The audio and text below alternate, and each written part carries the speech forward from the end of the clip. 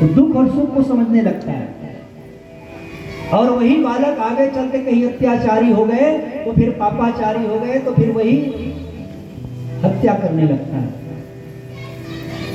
तो यही जब दुख को देखा कबीरदास जी ने कहा कि लोग आज इतना मांस भक्षण कर रहे हैं, आदमी के मारे तो आदमी नहीं बच रहा है। ऐसे कोई जीव जंतु नहीं है जिसको मनुष्य नहीं खा रहा है। सांप बिच्छू नहीं बच रहा है आदमी के मारे। बाहर अब बीमारी आता है, कोरोना तो चिल्ला रहे हैं, मुंह में घोड़े जैसा लगाए हैं। अब खाने के लिए तो कोई जीव नहीं बच रहा है। सांप बिच्छू मेढक चूहा कुछ भी नहीं बच रहा है। किसके कारण? हमारे कारण। पहले आदमी सांप बिच्छू से डरते थे और आज ऐसा समय आ गया है कि सांप बिच्छू आदमी से डर के भागता है, खा न ले मुझे। यही बात को जब कबीरदास जी ने देखा तो लिख दिया क्या? सुन संतो मानुष तन बौराना। ये मनुष्य तन पा करके बौरा गया है। क्या कहते हैं कबीरदास जी अपनी लेखनी में? बड़ा ध्यान से सुनेंगे शब्दों पर। अरे एक मुर्गी का एक बकरी का बच्चा पाला, जिसको खिलाए दाना। एक बकरी का बच्चा पाला, जिसको खिलाए दाना। एक बकरी का बच्चा पाला, जिसको खिलाए दाना। एक बकरी का बच्चा पाला, जिसको खिलाए दाना। ये मनुष्य करता क्या है? एक बकरी को खरीद करके ले आता है बाजार से। अब वो बकरी धीरे धीरे बड़ा हो जाता है, बड़ी हो जाती है। अब वो बकरी जब बच्चा को अपने पुत्र को जब जन्म देता है, बकरा जिसको कहते हैं, अब वो बकरा बेचारा धीरे धीरे बड़े होता है। तो कहे एक बकरी का बच्चा पाला। बकरी के बच्चा जो होता है उसको पाल लेता है और रोज घर में ला करके चारा खिलाता है, सुबह शाम बड़ा करता है उसे। और वही बकरा जब बड़ा हो जाता है तो कबीरदास जी लिख रहे हैं ना, हमको मत कहिएगा भैया, हम वो जो लिखे हैं उसी को बता रहे हैं। तो कहे ये मनुष्य इतना समझदार हो गया है। अरे एक बकरी का बच्चा पाला, जिसको खिलाए दाना। दाना खिला रहा है। और फिर आया नवरात्रि तो अरे मूड़ काट दुर्गा पे चढ़ाए, मूड़ काट दुर्गा पे चढ़ाए, मूड़ काट दुर्गा पे चढ़ाए, मूड़ काट दुर्गा पे चढ़ाए, फिर मांगे वरदाना। दुर्गा जी पर चढ़ा दिए, सिर काट के। किसका? वो बकरे का सिर काट के चढ़ा दिए। और वरदान मांग रहे किससे? माँ भवानी से सर्वे सर्वे भवन्तु सुखिना की कामना कर रहे हैं। और माँ भवानी को हम क्या कहते हैं? सर्व मंगल मांगल्ये शिवे सर्वार्थ साधिके शरण्ये त्र्यंबके गौरी नारायणी नमोस्तुते। वंदना करते हैं माँ की, कहते हैं माँ सर्वे भवन्तु सुखिना, सर्वे संतु निरामया। और मूल किसका काट रहे हैं और चढ़ा किसको रहे हैं? माँ को। संसार में ऐसी कोई माँ होगी जो अपने संतान की बलि ले? अरे जब तुमको चढ़ाना ही है, अगर बलि देना ही है तो अपने सिर को काट लो, चढ़ा दो, तब तो होगा ना बलि। एक छोटा सा कांटा भी चुभ जाता है तो कितनी पीड़ा होती है। और एक माँ को, एक जीव को जीते जी काटते हो, कितनी पीड़ा होती होगी उसको। वही बात को कहा कबीरदास जी ने, एक बकरी का बच्चा पाला, जिसको खिलाए दाना, और मूल काट दुर्गा पे चढ़ाए, फिर मांगे वरदाना।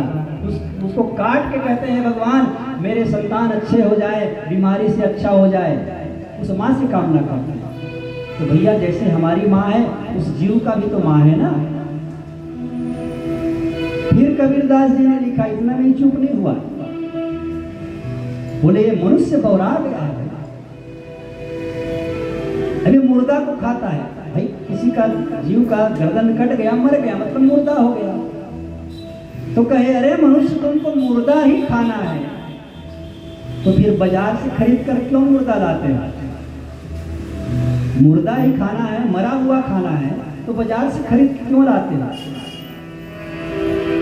अरे एक मुर्दा बाहर से लावे, नमक मिर्च घी साना। मुर्दा खरीद के लाता है ना बाजार से, 400-800 रुपए किलो में, और उसमें नमक मिर्च घी लगा करके सानता है उसको। एक मुर्दा बाहर से लावे, नमक मिर्च घी साना। अब उस मुर्दे की बनी रसोई, अब घर घर करत बखाना। उस मुर्दे को बना करके वो बड़ा ताव से कहता है, चाव से, आज मेरे यहाँ ऐसा बना है।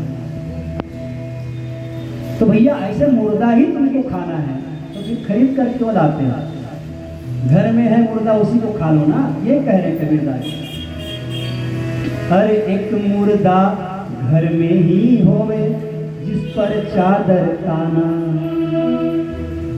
जो घर में मुर्दा हो जाता है, मर जाता है, उस पर नया चादर डाल करके तान देते हो। अब एक मुर्दा खरीद के लाके खाते हो, तो कबीरदास जी कहते हैं कि एक मुर्दा घर में ही होवे, जिस पर चादर ताना। तो भैया ऐसे मुर्दा खाने से क्या मतलब है? अगर खाना ही है तो भगवान ने इतना सुंदर सुंदर बनाया फल फूल, उसको खाओ ना। यही संदेश दिया है कबीरदास जी महाराज ने। तो देखिए यहाँ पर शेर और राजा दिलीप का संवाद चल रहा है। मांस शब्द का अर्थ बताया है। मांस है क्या? आज जिसको हम खा रहे हैं वो कल हमें खाएगा। तो राजा शेर राजा ने कहा कि राजन, ये मेरा आहार है और मैं इसे खाऊंगा, इसमें मुझे कोई पाप नहीं लगेगा। बहुत दोनों में संवाद हुआ है। अंत में फिर शेर से राजा दिलीप ने कहा, भूख लगा है तो मुझे आप खा लो, अगर उसमें भी ना मीठे तो मेरी रानी सुदक्षिणा को खा लो। अब शेर तैयार हो गया, ठीक है राजन, आप मेरे ग्रास बनने के लिए तैयार हो जाओ, वस्त्र आभूषण जो आप रखे हैं उसको बाहर निकाल दो। अपने जो आजू बाजू बंद थे सबको बाहर छोड़ दिया राजा दिलीप ने, और रानी से भी कहा कि तू भी अपना आभूषण त्याग दो, छोड़ दो। और राजा दिलीप शेर राजा के सम्मुख खड़े हो गए, कहे, हे सिंह राजा, आप मुझे आहार बना लो। और जैसे ही राजा दिलीप आहार बनकर जब सामने खड़े हुए सिंह राजा के, तो वह शेर जो है दहाड़ता हुआ आगे बढ़ा और बड़े बड़े पंजा नाखून निकाला और सीधा राजा दिलीप के छाती पर चढ़ गया और पूरा पंजा निकाल करके वो पंजे को राजा दिलीप के दोनों भुजाओं में रखा। और फिर बड़े भाव से, आतुर भाव से सिंह राजा ने दिलीप राजा के नेत्रों को देखने लगा, और देख करके जो इतना भयंकर क्रोधी स्वरूप जो शेर था उसका क्रोध पिघलने लगा, और पिघलते पिघलते उस सिंह राजा के आंखों से आंसू बहने लगा। और आंसू बहने के बाद उस सिंह राजा ने राजा दिलीप को अपने हृदय से लगा लिया और कहा कि राजा धन्य हो, राजा धन्य हो, आप जैसे को भक्त संसार में कोई नहीं है, और मैं तुमको आशीर्वाद देता हूँ कि तुम्हें बहुत जल्दी पुत्र के रूप में तुम्हें धन प्राप्त होगा, और वह पुत्र जो है तुम्हारा नाम रोशन करेगा, तुम्हारे कुल का नाम रोशन करेगा। उस राजा का नाम होगा रघु।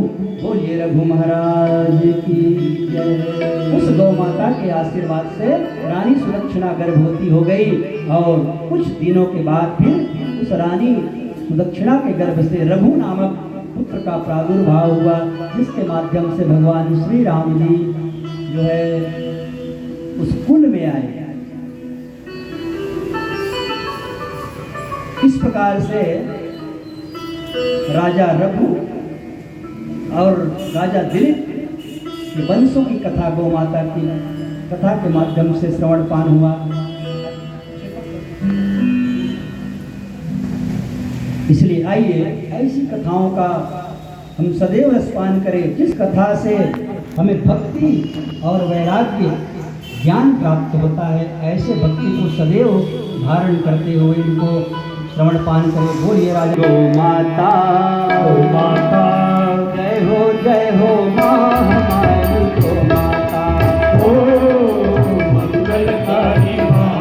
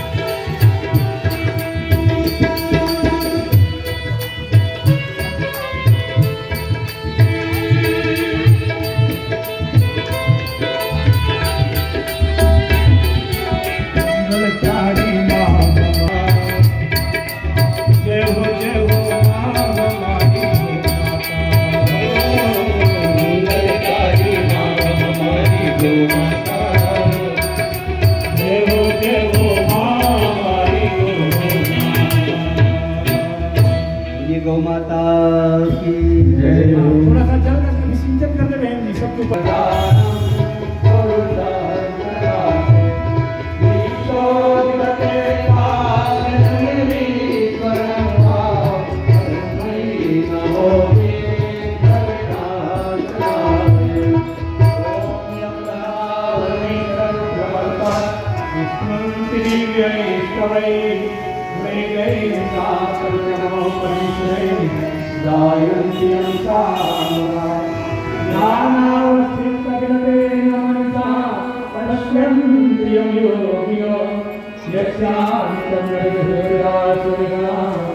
देवाय तस्मै नमः, देवाय तस्मै नमः।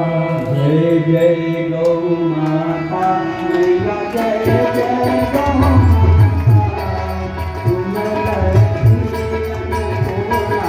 तुम लक्ष्मी अन्नपूर्णा तुम होती सबका मैया जय जय गौ माता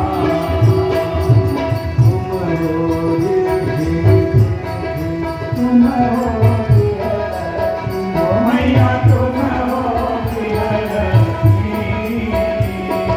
तुम सुख शांति स्वरूपा तुम सुख शांति स्वरूपा, तुम जय भगलक्ष्मी मैया जय जय गौ माता। दूध तेरा अमृत है सब करते हो मैया सब करते